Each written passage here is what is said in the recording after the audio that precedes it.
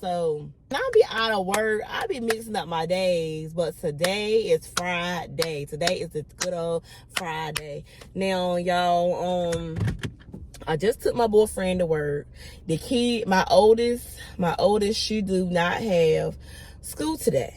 So she thinks she about to lay in that room. She's not about to lay in that room. I'm gonna help her clean up that room today because, as I said, she is autistic, so she do need Steve need a little help. I mean, I don't care what nobody say. My baby still needs a little help, okay? And I'm gonna help her. I'm gonna teach her the right way. My wishes, they always ask me in her IEP meetings, what goals do I want for Yasmin? My goal, she is now 16. She has 2 more years before she turns 18.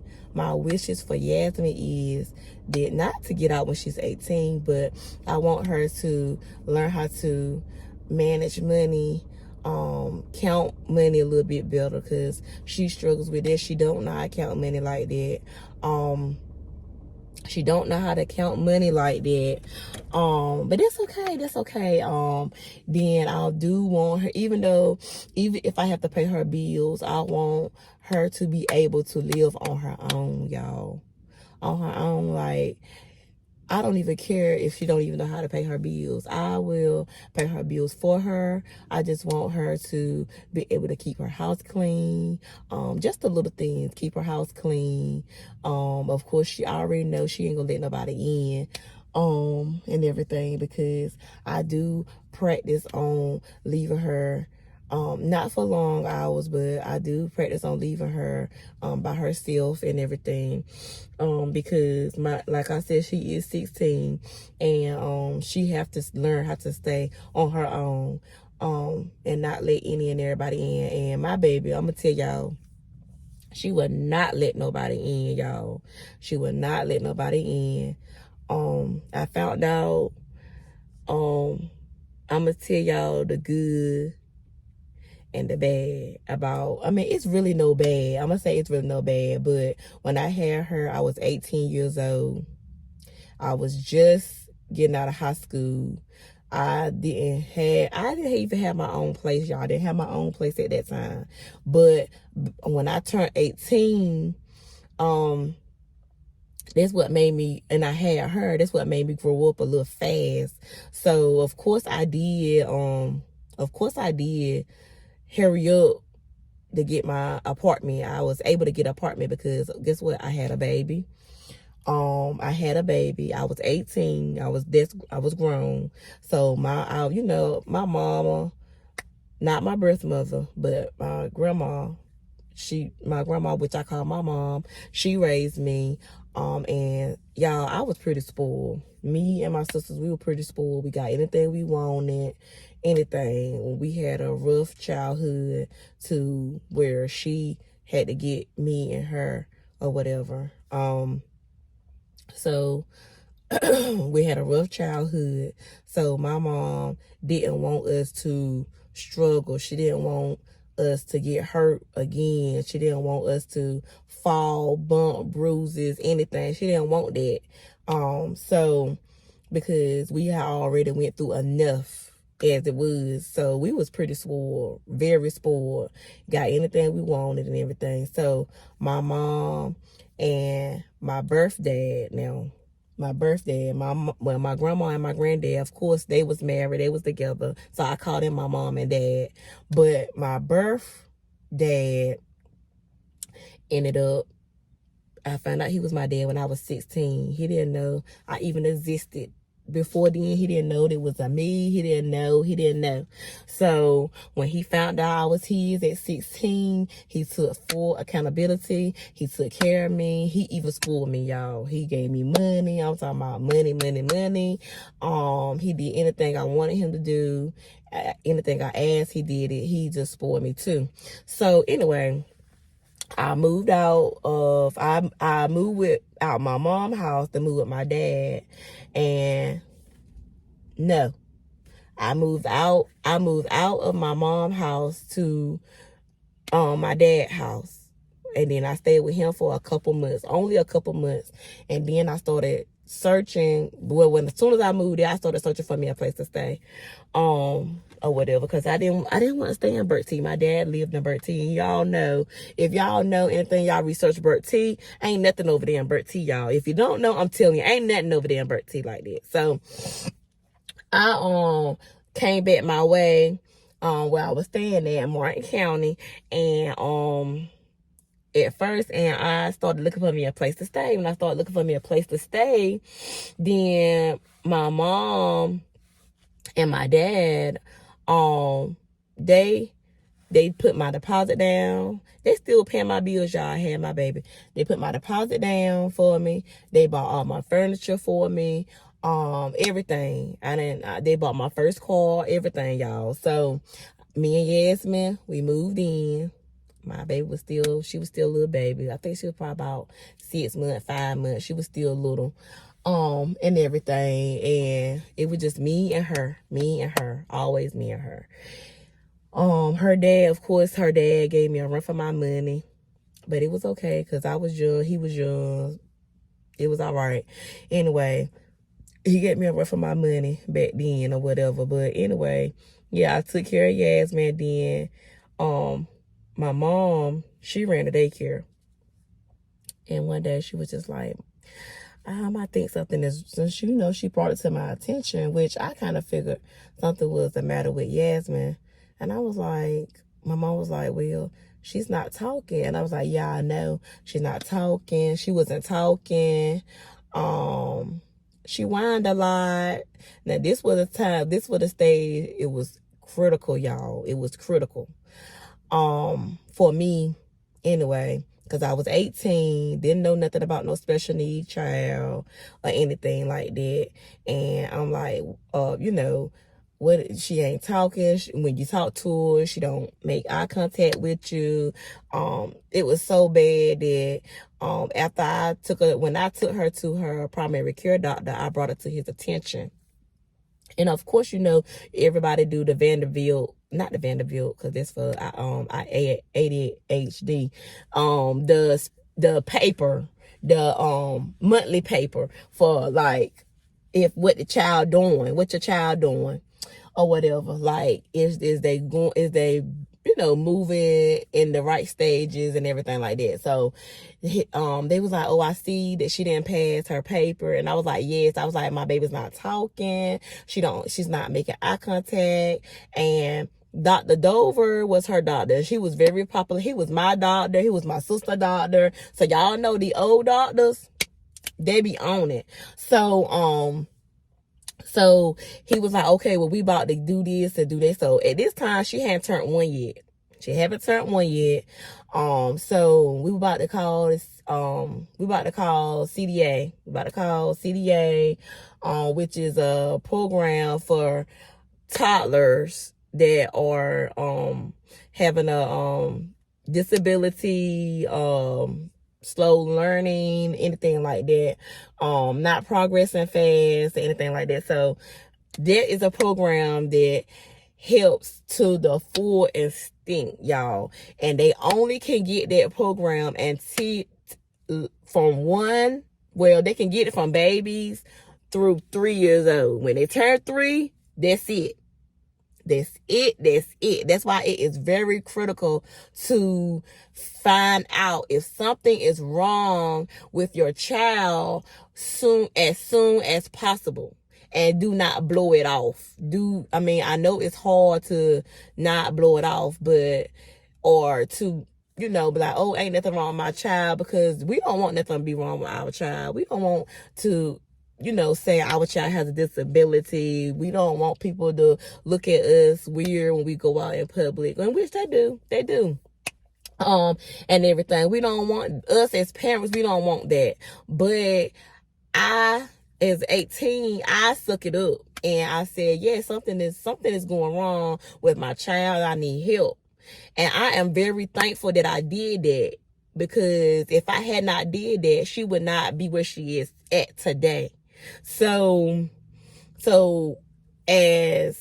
I'm gonna post videos. I'm gonna post some videos of when she wasn't talking, like when the struggle was real, y'all.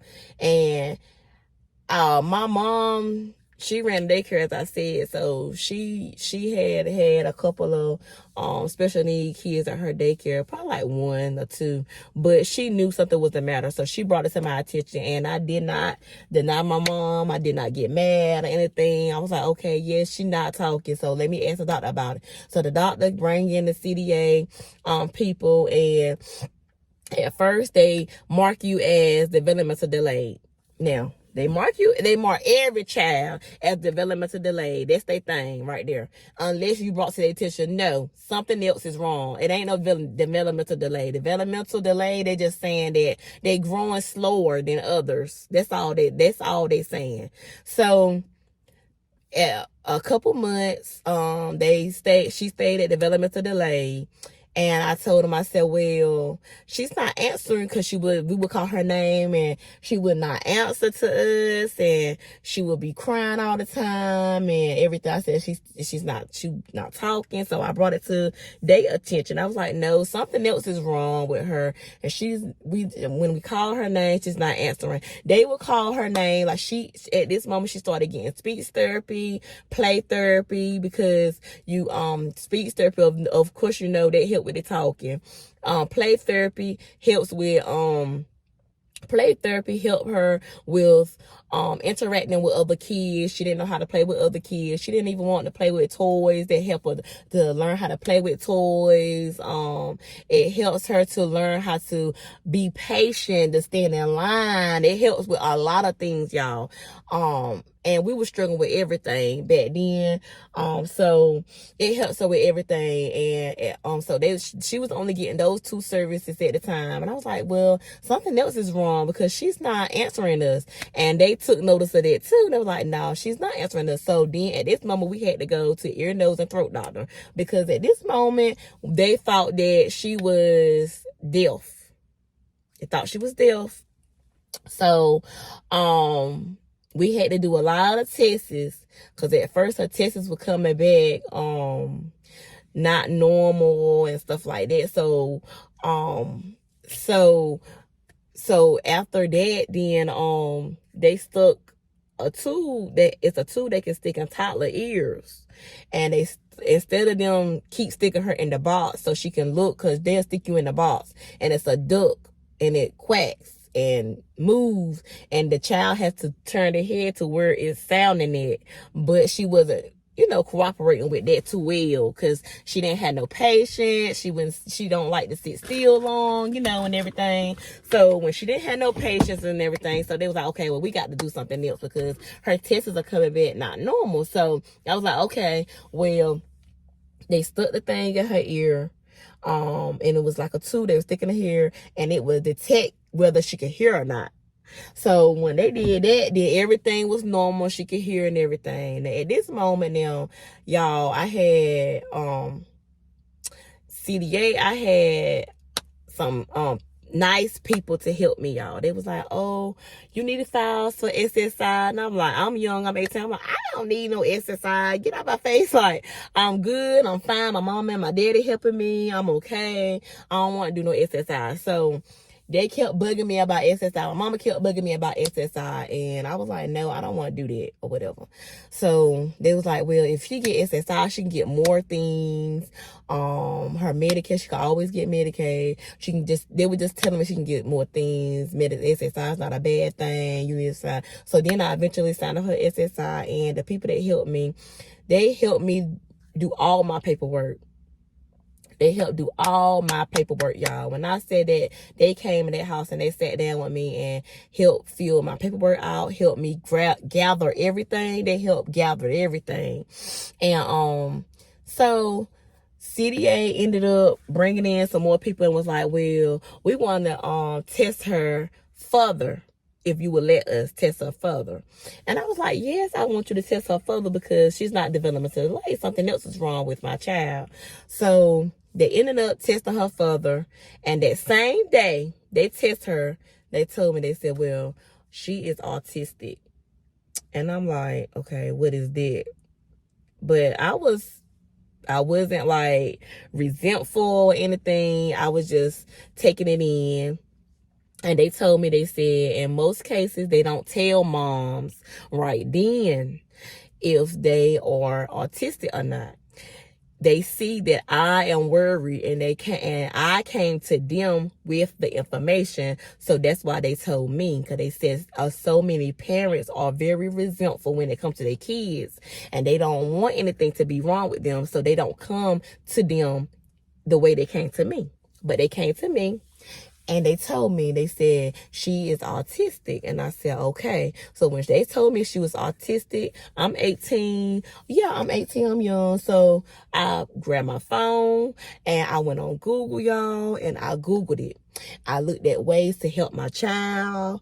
When I say I looked at ways, y'all, I looked at ways to help her, because she would have falling out spells. She would have, crying spells. I mean, like, she would cry and I would call my mom and I would be crying. And I was like, Mom, something is wrong with my baby. I don't know. Please tell me what to do. I don't know what to do. Like, come get her. Then she would tell me, put her in the car. Put her in the car, ride her around. Like, y'all, I literally had to put my baby. At this time, when I found out she was autistic, she had just turned 1. So she wasn't verbal at all. She wasn't verbal at all, y'all. She had been getting speech for months. I'd say probably about 4 or 5 months before I found out she was autistic. And play therapy. When they found out she was autistic, they brought in more therapy, y'all. She had OT. OT is occupational therapy. Occupational therapy help with sensory, because, as you know, autistic kids have sensory issues, as in hearing, touching. Like, any loud noises can affect them any type of way. Being around a lot of kids just could affect them any type of way. Touchy, like ooky stuff. Just a texture and everything, y'all. So, and this is what I read too on Google. So when I read on Google, it told me they need a strict structure. They need a schedule. So when I found out she needed a schedule, and at this time I wasn't working, y'all. I wasn't working. My mama and daddy were paying my bills. I was at home. So it should not have been no reason why I didn't Google what to do, why I could not help my child myself. As in getting her more therapy and stuff and being there for her. It should be no reason why, because I wasn't working. I was at home doing nothing. So yeah, so at this moment when I read that they need a strict structure, okay, in the morning she would get up, I would feed her breakfast. Just like school schedule. I always kept her on the school schedule. Even though she wasn't in school, she was 1. I would already have her breakfast ready. Then around but right before nap time, I may give her a little snack. We would do like, she would have therapists come in, so I would tell them to come in at certain times and she would be up. Then after the speech therapy would leave, then she would take her a nap. It would be nap time. So I got her in the groove of taking naps. It took me a while because she was very resentful of the nap, but I just rubbed the, put her back in the bed. She got up again. I just grabbed the, rubbed the, put her back in the bed. I just had to keep doing it. Grab the, rub the, put her back in the bed. Then eventually she just would give up and just go to sleep.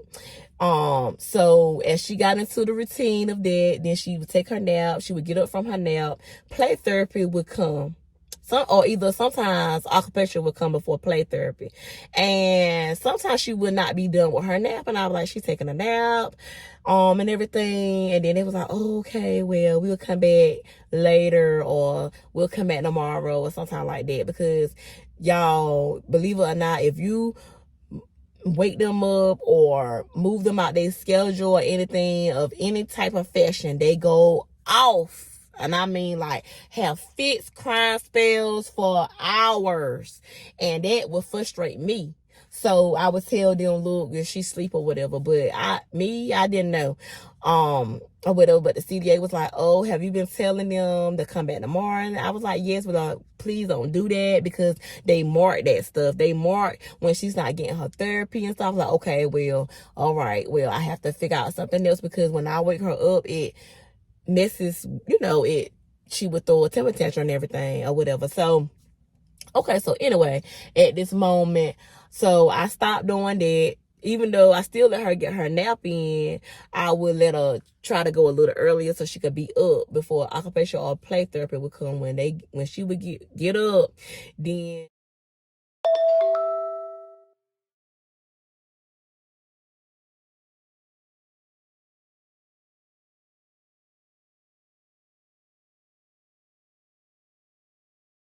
be up before occupational or play therapy would come. When she would get up, then I think it was occupational therapy. When she would get up, then I will already have her lunch ready. Lunch will be ready. But no, she would eat lunch before. But anyway, she would eat lunch, and the occupational therapy will be there. Will come there. And teach her to hold a spoon or anything, because I was still feeding Yasmin, but not saying that she couldn't feed herself, but I was just feeding Yasmin because I was a young mom and I didn't want her to get food everywhere, and I just didn't want to have to clean all that mess up. That was the only thing about that. So, but I was a young parent, so please bear me, okay? But anyway, I was a young parent and everything, so I didn't want her to get the food everywhere, but acupressure taught her how to hold her cup, because she was still drinking out of a sippy cup, and to taught her how to hold a regular cup, drink out of a regular cup with an open top to it and everything, cup with an open top to it and everything, and they taught her that they worked with her on her feet, touches and things that nature, and they couldn't do the hearing because, you know, of course, I did the hearing myself when we would go to church. But anyway, so play therapy now had got so in tune with us, y'all, because we had the same therapist. They loved Yasmin still to this day. They remember my face. They remember my baby face. Still to this day, they remember me. They ask me how my Yasmin is doing, and when I tell them, they are so surprised that she has came a long way, y'all. And the play therapist would take her to Park, Walmart, and things of that nature, because like I say, play therapy is not only to teach her how to play with others, but they teach her how to work with waiting, like waiting in line, waiting for her turn, and things of that nature. You know, when kids got to go to the fair, they got to wait. Autistic kids, they can't wait. They can't wait. They don't know how to wait. They don't know the meaning of waiting. They throw fits. They want to know why they ain't on the ride yet. So that's what I had to deal with when I used to take her to the fair. But guess what? I did not stop. I still took my baby. Even though she threw fits, me pulling her out, dragging her out, and people were staring at me, I still took her. I still took her out to eat. I did not cage her in like no animal. I still took her, because that was the only way that she was going to learn. So yeah, so the play therapy. So then after all so many years, these 2 years of her getting therapy and stuff, she turned 3. She was about to turn 3, and they was like, hey, this is when she started school, y'all. Hey, she could start school. Do you want her to go to pre-K? And I was like, yes. They was like, okay. Do you want her to stay half a day or a full day? Now they give you that because they give you that option because some autistic kids, they can't function full day. Like every child, they can't function full day. So at this moment, I'm like, oh my God, my baby get to go to school. I get to get some peace of mind, y'all, because I have not been working. I haven't been working. My mom, she did give me a little break every now and then on the weekends. I did, but anybody else? No. My mama, she took heed of Yasmin. When I say that she had cloned to Yasmin just like I had cloned to her, yes, it was. Now, my sister, I can say that she came in and helpful, as in when we would take her places and she would help me drag her out or help me just pull her out and everything. She would say, oh, they're so embarrassed. I'm embarrassed. Like, girl, don't be embarrassed. Like, my baby she is autistic. It's okay. She is autistic. And she used to tell me she was embarrassed and stuff, but I knew, because I was embarrassed also too, but I know that these are things that I had to do to get her familiar with going out, because if I didn't, today she would not probably even want to go out. And she don't even really go out like that, but she's she's not 100% comfortable with a whole lot of people, put it like that. So yeah, so where was I at? So yeah, the school. So they asked, so I told them, I said, yeah, I want to do the full day. You know, I'm 18. At this moment, I'm probably about 20. I'm still young. So I'm like, yeah, give my baby the full day. She riding that bus and everything. So at this moment now, she started going to school in Robertsville, which that was not in my district. The school was not in my district. They let me pick whatever school I wanted her to go to. So the school was in my district, and the reason why I picked that school because my mom stayed not too far from the school. If I was somewhere doing something, then I knew my mama would go and see what the problem was with her. She could get dropped off at my mama's house in the afternoon. I just wanted her to be around my mama, y'all. So, and my mama wanted her to be around her. So that's why she ended up going to that school. Now, the school was probably about 5 minutes, if that. It wasn't even that far really though. It was like the next town over. So the bus would come to Winston 5 minutes over to come get her from the house and take her to school and bring her back. And they didn't matter. They didn't care. And everything. Yasmin was in pre-K. She stayed the full class. She still could not talk, y'all. She still couldn't talk and nothing. But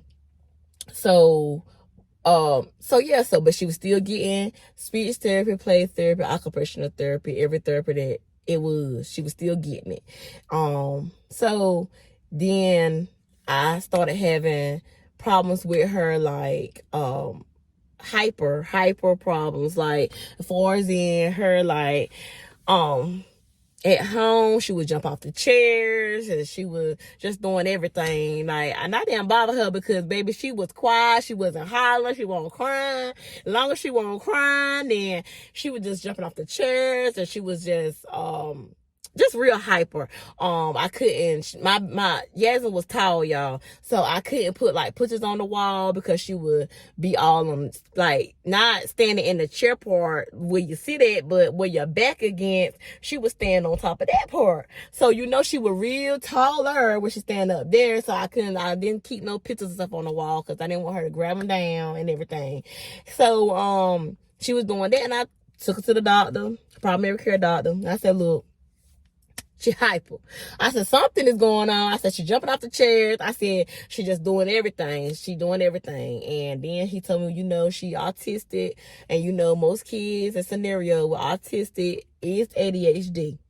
So at this moment, no, he did not prescribe her anything for ADHD because he was just our primary care doctor. He didn't specialize in autistic and stuff. So when you autistic, you just can't give those kids any type of ADHD medicine, because if you do, it would mess with the autism. It would mess with the autism. It would mess with the autism, and then it would make that worse and everything in that case. So in that case, he ended up sending me to an autism behavior center over there in Winterville. Now, y'all, she went there for many, many years. They closed now, but she went there for many, many. When I say my baby went there for many, many, many, many years, she went there for years, y'all. And they have really like told me, they tell you what summer camps they can go to, what schools and stuff they can go to. Like, it's really schools out there for autistic kids. It's really summer camps out there for autistic kids, but I don't stay in that district, so she never was able to get there, because you have to be in that district in order to get it. So anyway, I didn't let that get me down though. I didn't let it get me down. I could have moved over there, but I didn't want to move away from my mom and the only little support system that I did have. So anyway, so then she started school and stuff, and y'all, when I say my baby ran that school, she ran that school. I seen the lady that evaluated her for autism last week. I seen her last week at the school I work at, because you know I work at a school system. So yes, I do see these people all the time. The people that evaluated her therapists and everything, y'all. I see all them all the time. And she said, don't I know you? And I was like, yes, you do. Yes, you know me and I know you. Yes, you, I said, you have worked with Yasmin. She said, yes. Where is she? How is she doing? Yes, y'all. And I said, she's doing good. She said, y'all, her daughter ran that school. When I say my baby ran that school, she ran that school. She walked out of class when she got ready. Like, I was wondering how you get to know all the teachers. Like, all the teachers knew Yasmin. All the teachers knew Yasmin. Even the teachers that they weren't even her teachers. They weren't even on her hall. They knew her real good. And I was very overprotective over my baby, y'all. Very overprotective. So when she started school, and I wasn't at work, and when she got in kindergarten, she couldn't ride the bus. So I took her to school every day. I took her to school because I had a car. So I took her to school, and I said I would I wouldn't eat breakfast with her, but I would wait till she eat breakfast. I would take her to class, and then I would go home. And I did it every day, y'all. Every day, same routine. She got used to it every day. Do you know, one day, one of my old teachers was there, and she was like, how you doing? You know, talking to me. And I thought Yasmin was going to wait for me. And when I looked down, she was gone. And I was like, wait, Yasmin. Yasmin was walking up ahead. I think she was probably like in second grade. Second grade then when she did that. She was in second grade, and Yasmin walked ahead. She walked ahead. She went to breakfast by herself. And I was like, hold on, my baby leaving me. And when I said my baby leaving me, the teacher was like, the baby leaving you, your baby leaving you, it's okay. Let her grow up. She's growing up. That's all. And I was like, I didn't want to hear that. Like, girl, shut up. I didn't want to hear it, y'all. So, but she was right. So, that's when Yasmin started going to breakfast by herself, y'all. She started going to breakfast by herself and everything. She at this moment she still wasn't talking. She still wasn't talking at all.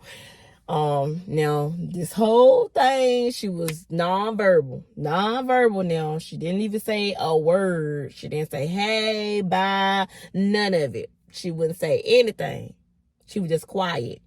And when we would go out in public, people would stare at us because, you know, when they don't talk, sometimes they may babble because, you know, they older, but in a sense, you know, their mind is behind. So sometimes she may have babble or whatever. Then they was like, you know, I had a couple people coming to me, oh, what's wrong with her? Like, y'all just don't understand, like, what is she saying? You know, and everything. Yasmin did not, I ain't gonna say, like, you don't have to look special need to be a special need kid. Like, I don't understand. Like, some people would be like, oh, well, you know, Yasmin don't look special need. Like, how are you supposed to look? How are you supposed to look? In a wheelchair and in the wheelchair and everything. All kids are not in the wheelchair. Like, tell me, how are you supposed to look special need? Like, it's not no look. It ain't no look. It's not a look. The only way you would know a special need kid is if they are in a wheelchair. And how are you supposed to know? Like, you don't know. So people will come up and, hey, what's wrong with her? Or why she talking like that? And it would be grown people. Like, I'm talking about like older people. Like, you would think that they would, like, it's a lot of people out here that's not specialized in special need, like autism and stuff like that. Like, baby, it's a lot of grown people that are not. And I have special needs in my class as well. When I, you know, during this teaching, I think I done had, I want to say 4 in the past, since I've been teaching, probably like 4, 2 this year, and then my other year, I think I had like 2 and everything. But anyway, like, yeah, like, what you mean? And like, why are you staring? Like, they would stare. And still to this day, they do that. Because even though Yasmin do talk, she talks really good. She talks really, really good, y'all.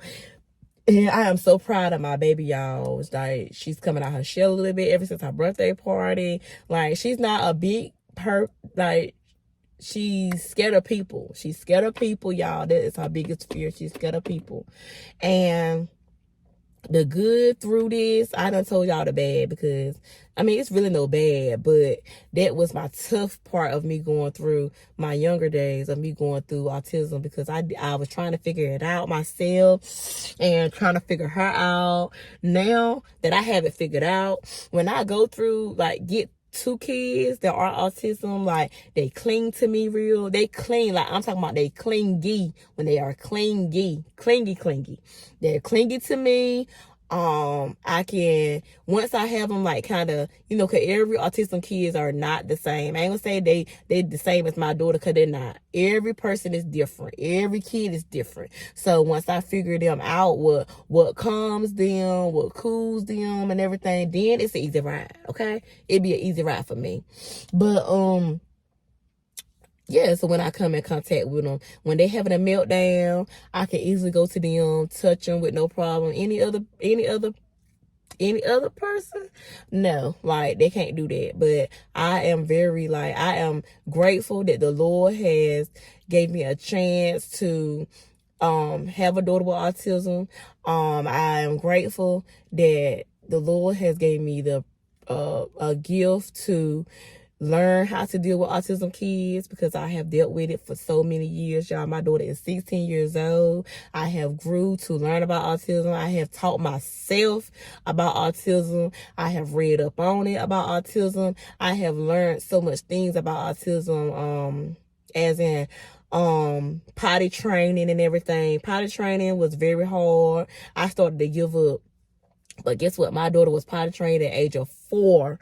At the age of 4, and like I said, I did not work. I didn't work for so many years, y'all. I didn't work, and I started potty training her at 3. I started was that 3? Yeah, I started potty training her at 3. I would put her on the toilet, and she had a potty in the living room. So she did both. I would, you know, put on a potty, and that with me, I put on the toilet. I did it every 30 minutes, y'all. Every 30 minutes, y'all. I had an alarm set on my phone.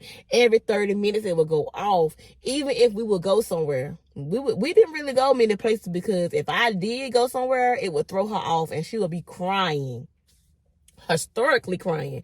Like, I remember with her 3rd birthday, and I had to go pick up her cake and get some things and stuff for her birthday party. And y'all, my baby cried all day. We rode to Greenville. She cried all the way there. When we came back from Greenville, she cried all the way back. That was because she was out of her schedule.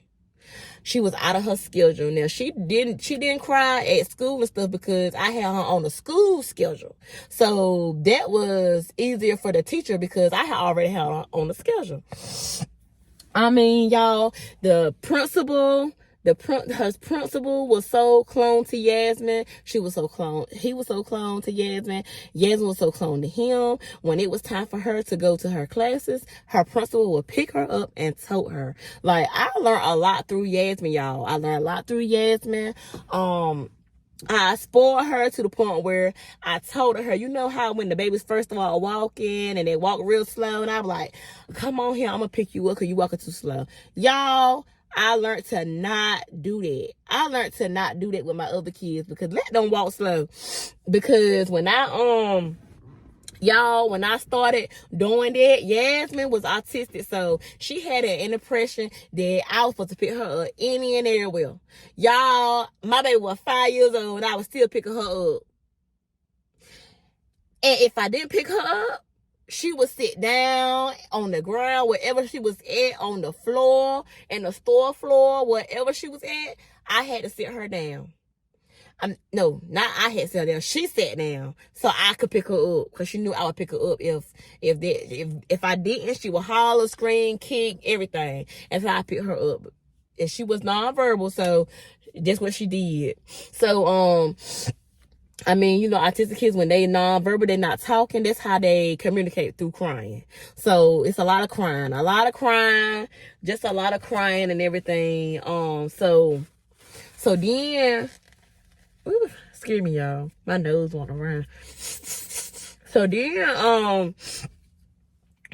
y'all, let me tell y'all about the 2 times that I lost Yasmin, y'all. I even lost her because autism kids, they roam. They do. They wrong. So I even lost Yasmin because she was nonverbal, quiet as a mouse. Quiet as a mouse now. She was nonverbal, quiet as a mouse. And when you have a nonverbal child in the house, it's very quiet. When I say it's very quiet, it's very quiet. All that noise that I be having now,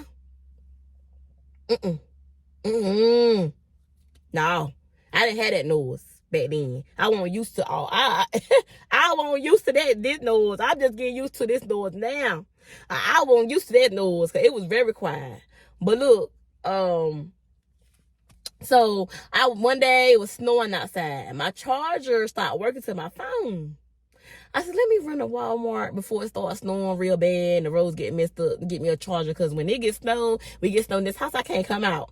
So I already knew, you know, and my mama and them be calling my phone and everything. So I went to Walmart and, come on, Yasmin. Yasmin was walking by her side. I was just holding her hand. And I just let her hand go for a couple of seconds just to pay for the charger, y'all. Couple seconds. When I looked down, she was gone. In Walmart, gone. Now, Yasmin loved candy. Yasmin used to love candy. And every time I would go in Walmart, I had to buy her some candy. Any store that had candy. You know how they got that candy sitting at the right there. As soon as you check out, the candy right there. So I couldn't tell her no because she would throw a fit. So, if I didn't, you know, I didn't work back then. So if I didn't have no money, I did not go in the store. I did not go in the store if I didn't have enough money to get Yasmin any candy. So most of the time I had the money. So I would go in the store and she would want candy and I would get the candy all the time. If I didn't get it, she would holler, scream for the candy or whatever the case may be. So, but anyway, now my girl left. And I'm like, where's Yasmin? Oh my God, where my baby at? So I got brave. I was like, hey, have you seen a little baby walking around here? Here go the employee. Oh, yeah, I did see a little baby. She walking to the front. You let a whole little bitty baby, 2 years old, 3 years old, walk to the front by herself with no adult and didn't grab her or nothing. Okay. So I didn't even say nothing. Oh, she walked to the front. So I said, okay. I didn't have time to say nothing to her. So I just ran to the front and looked for her at every little section. When I did that, I seen Yasmin. Yasmin was sitting. I seen Yasmin. Yasmin was sitting eating some Mentos candy because she loved Mentos.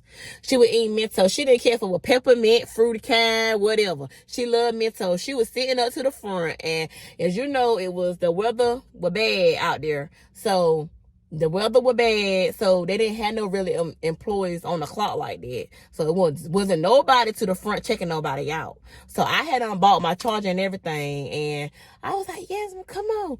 And she was eating that candy. Who didn't put that candy back?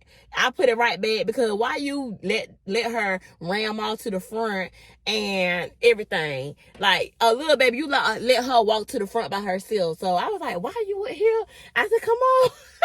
Y'all, my heart dropped. Now, the second time I lost her I was in the house. Yasmin was in the house. Yasmin was taking a nap. I was taking a nap. Yasmin got up before I did. Now, like I said, she was nonverbal, so it was very quiet. Very quiet. If you have a nonverbal child, then you know it's very quiet in the house. So she would get up, and I was a deep sleeper. So she would get up, and I didn't know she would be up sometimes. And if I didn't know she would be up, then she would be doing things in the refrigerator, because she was able to open the refrigerator, y'all. She was tall, able to open the refrigerator, get syrup out, whatever she wanted to get out. She done been caught playing the syrup, everything, y'all, back then. So But this specific day, she chose to go outside. She chose to go outside. Now she probably was looking for me because I don't know. I just don't understand because she stepped in her own room, so I don't understand. She probably was looking for me or whatever. But anyway, because I was pregnant with my second child, which he passed away. Rest in peace. He passed away when I was 8 months, going on 9 months. He passed away. But and I had got my car had got repoed because I had had a car, and I wasn't paying the bill like I was supposed to, and the car got repoed. But anyway, so I didn't have no car out there at that moment. So I think maybe she was looking for me. But anyway, she walked outside and she walked out the apartment complex. So we stayed in an apartment complex. You know how the apartment complex where you got to drive inside to get to somebody's apartment. She walked outside the apartment complex, and when you walk outside the apartment complex, it's houses on both sides and then the street. So thank God she didn't try to cross the street. She didn't try to cross the street or nothing, but she was at somebody's house and they called the police. They called the police, y'all. And the police was trying to talk to her and everything. But at this moment now, I'm looking for my baby. I got her, done yelled in the house. She wanted the house. Because she closed the door back. She closed the door back and everything. And I went outside and I was looking around. And I was like, where's my baby? And I was yelling her name. And this girl now, she went to school with me. She was on my Facebook page. So she knew that my daughter was autistic. But you sit there and you seen my daughter walk by herself out the apartment complex and didn't assume to stop her, bring her back to my apartment or anything. Didn't see me and no presence or nothing. So she stopped me and was like, hey, you looking for your baby? And I was like, yes, I'm looking for my baby. She was like, oh, she's down there. I seen her walking towards out the apartment complex. Okay, you see her walking out the apartment complex. Okay, let me go get my baby. So I went walking on down. I didn't ever think she would be, walk all the way out like that. So, but she did. She walked all the way out. And when I seen her, seen the police cars and everything, and then I seen the police talking to her, and I went over there to the house. And I was like, hey, this my baby. And he was like, oh, is this the first time she ever got out the house? And I was like, yes, this the first time she ever been out the house. She ever got out the house. I said, she's autistic. She don't talk. She's nonverbal. Oh, okay. Well, what's your name? And everything. And I had to call my mom. Mom, I can't find Yasmin. We all hysterically. My mom called my aunt. Go find Yasmin. Go help find Yasmin. So at this moment, or whatever, I found Yasmin. I called my mom. I found Yasmin. My mama done cussed me out to my sister, and every time my sister said, my mama will cussing you out because you lost Yasmin, whatever. So I was like, okay, I know, I deserve it, but or whatever. So when that happened, I called Trillium because we was with Trillium because like they said, if you with SSI, you get plenty services through SSI.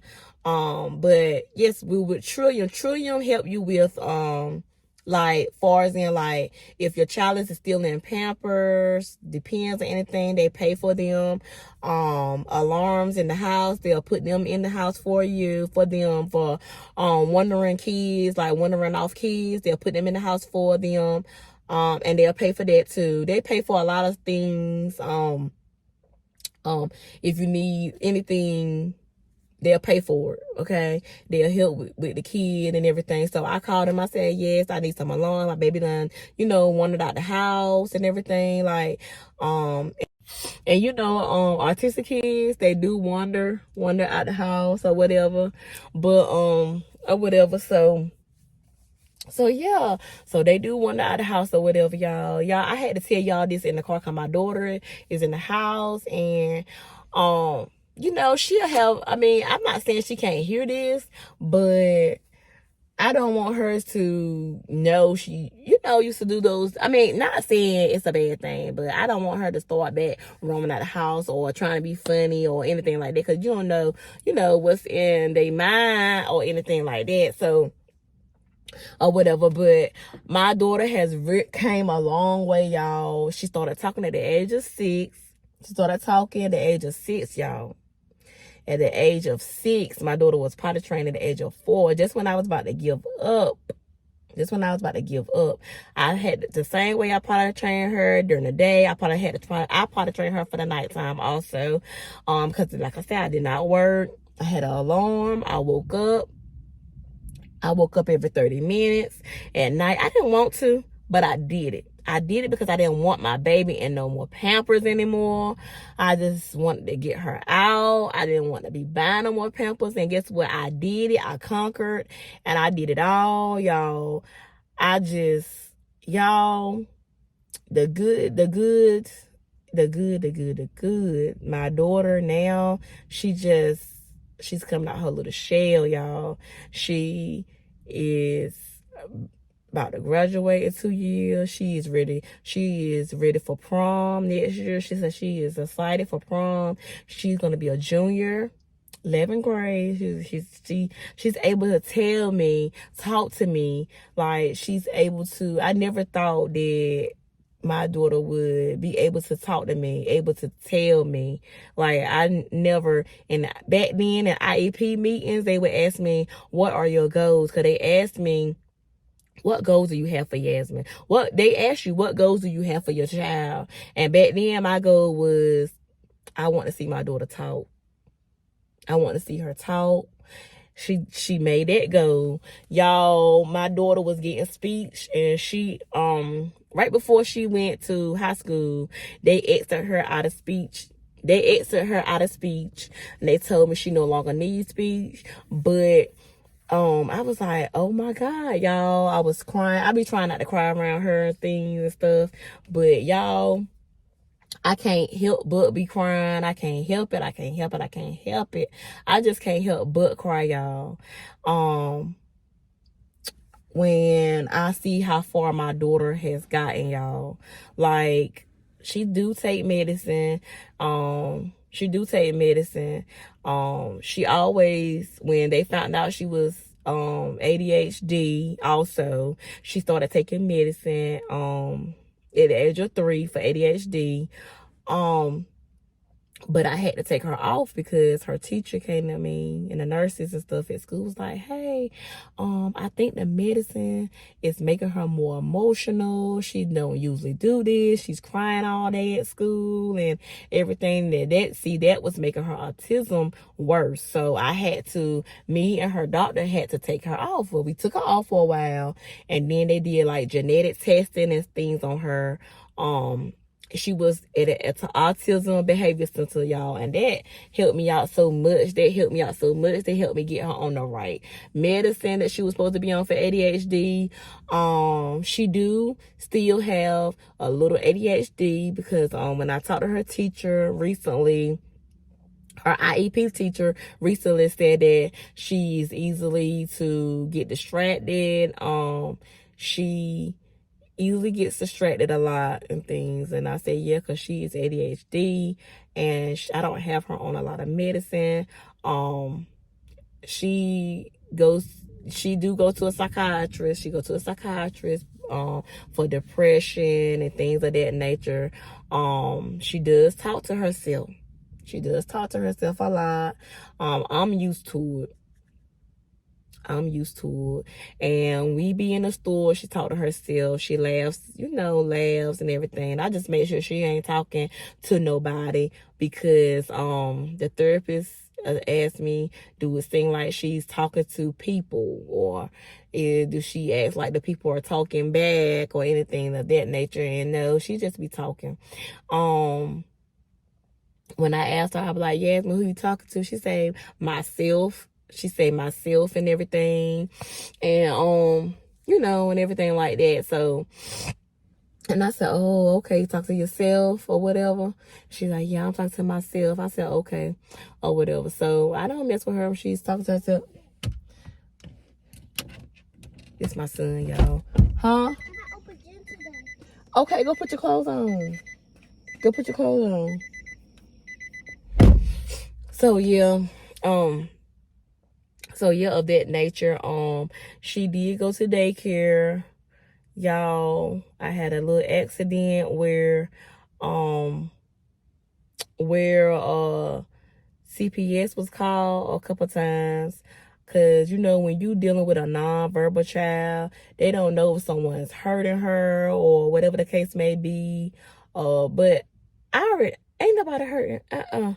Ain't nobody gonna hurt my child. Ain't nobody gonna come in my home and hurt my child or anything, y'all. I wouldn't let nobody hurt my kids. I wouldn't let nobody hurt my kids. When I say that CPS worker came one time to my house. She came one time to my house. One time to my house. They checked the refrigerator. Yeah, I got food. Don't play me. I got food. They came in her room. It was wild, long time ago. Came in her room. You got her room decorated so nice. Yes, I know, because I don't play about my kids. I don't play about my kids, okay? I don't play about my kids. I don't care who call or whatever they say. I know what I'm doing over here. And y'all, when I say that me and that caseworker, I knew she had a job to do, so I wasn't mad with her. We grew a bond. She grew a bond with Yasmin. She grew a bond with me.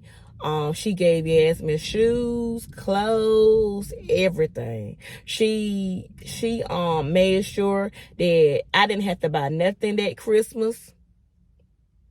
I didn't have to buy nothing that Christmas, y'all. Yasmin and my son, they had everything.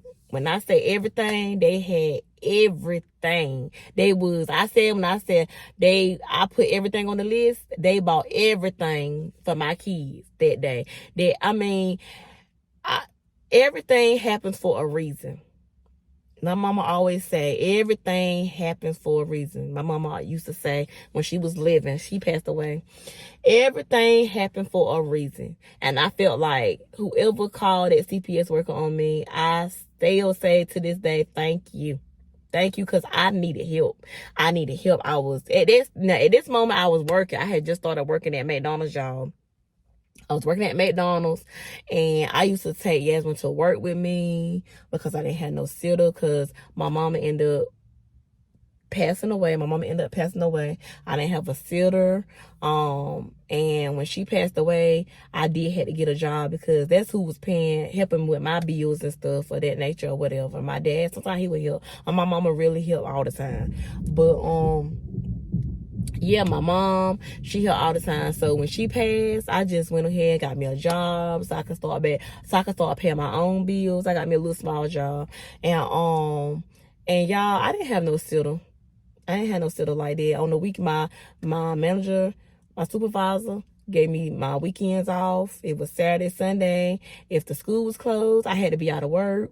So, you know, I wasn't getting paid. I wasn't getting paid. And on top of that, y'all, so I didn't leave my child home with anybody or whatever, because sometimes if I really, really wanted to come to work, I would bring her to work with me, okay? And so yeah, so the CPS called or whatever, and I was like, look, I don't have daycare. My baby been on the daycare list forever. I didn't have no daycare, y'all. And then she was like, your daughter don't have daycare? I was like, yes, my daughter don't have daycare. I need help. Help me. And she did. She helped me. At this time, I had just had my third son. And he was the first one that was put in daycare. And they put him in daycare. And then they ended up putting Yasmin in daycare for free. Both of them went to daycare. She went to daycare for free. I had to pay for my son for a little while. And y'all, that was a blessing. When I say that was a blessing, because my baby needed to be in daycare. She was in daycare up until she was 13. You supposed to exit out when you're 12, but they gave me an extra year because she is disabled. She is disabled, so they gave me an extra year to find a place to put her at. And I put her in the Boys and Girls Club. And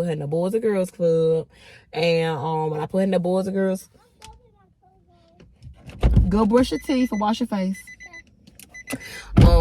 I put when I what about when I had what about to say oh fuck, I done lost what I was about to say. But yeah, so I done forgot what I was saying, y'all. Y'all ever done that before? Be talking so much and forget what you're saying. But yeah, they put her in daycare and she exited out when she was 13. Oh, I had her in Boys and Girls Club. Well, I had I had her at Boys and Girls Club, put her in Boys and Girls Club and everything. And at this moment when I had by the time I put her in Boys and Girls Club, I had just had my baby girl. And when I had her, I didn't let her go to Boys and Girls Club right then until I had went back to work. At this moment, I started working at the school, y'all. Now, when I say that I started working at the school, that was a blessing for me. My homegirl called me and said, hey, the school hiring. It's not all year, but it's going to help you. My best friends now. And they look out for me. I'm older than them, but they look out for me, y'all. And they was like, you could do it. You could do it. You could work at the school. You could do it. You could work with kids and everything. Call do your application. Sent me the link. I did the application. And when I did the application, y'all, they called me that same day. They emailed me with an interview. I did an interview the next day, and my homegirl was like, wear you some earrings. Make sure you wear some earrings and everything like that. And I went on my break when I was working at McDonald's. I told them, I said, I went on my break. I went and sat in my car. I did my interview. And y'all didn't know I got hired that same day. And I told about how my daughter was autistic.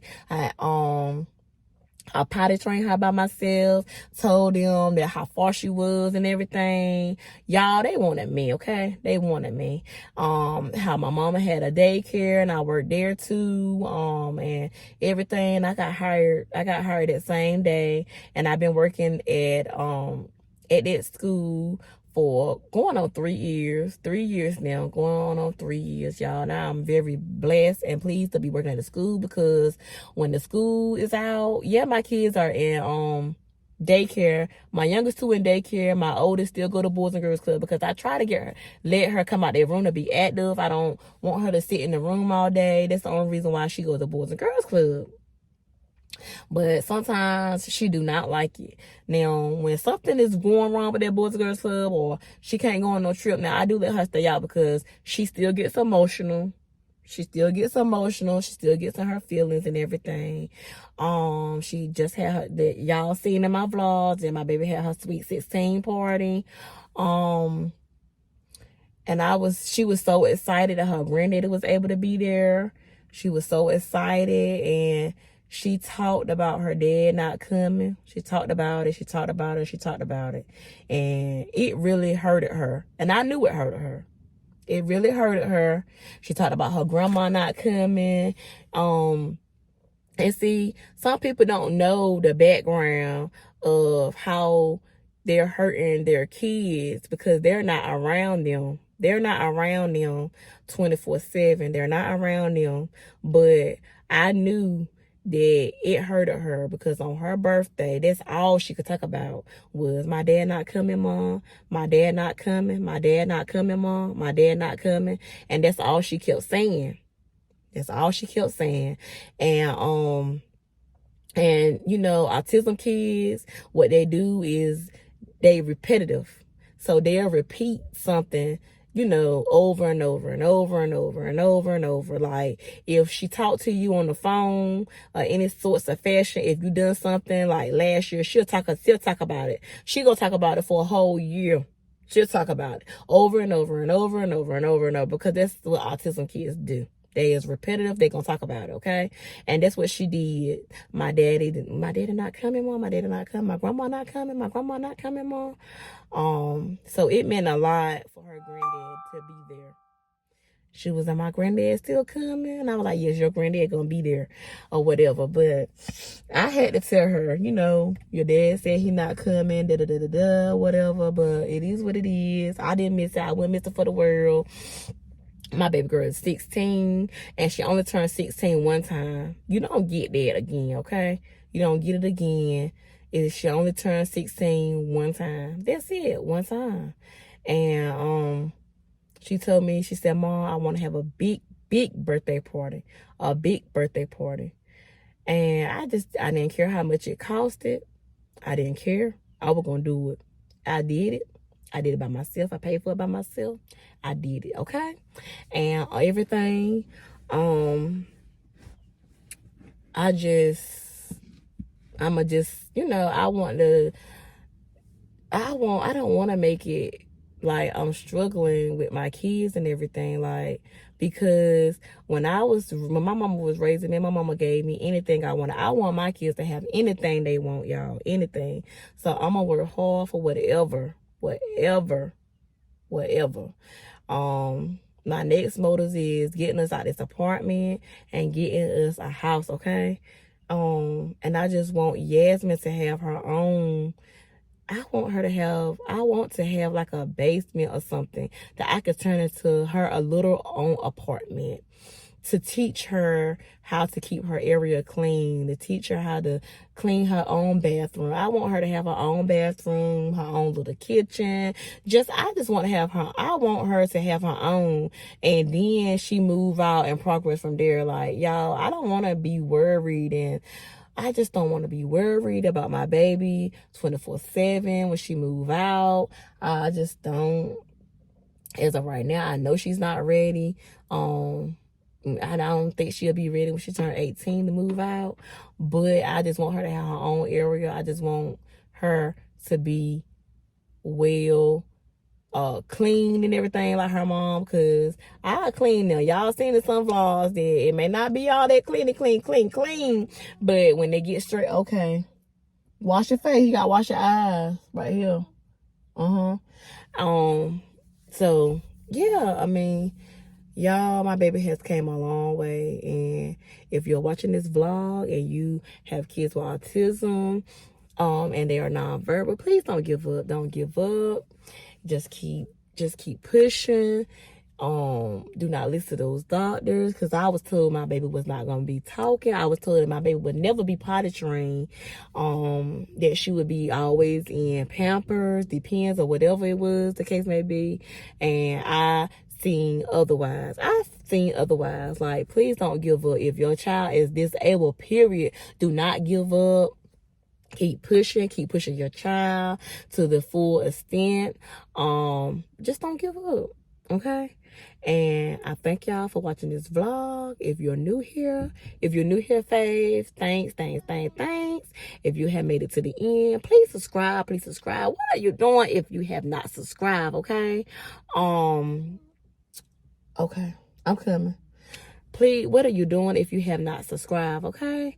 Now if you're coming back and you keep coming back, thank you for coming back and supporting your girl, okay? Peace. Hey. Yes, big. Right. And how old are you? I'm 5. That's right. Can you show me 2? 2. Okay, faves, if you have made it to the end of this vlog, that just show you really love me, okay? I know it is pretty lengthy, but guess what? Your girl have to tell her daughter's story, the ups, the downs, the comes, and around. Okay, I hope y'all enjoy. Peace.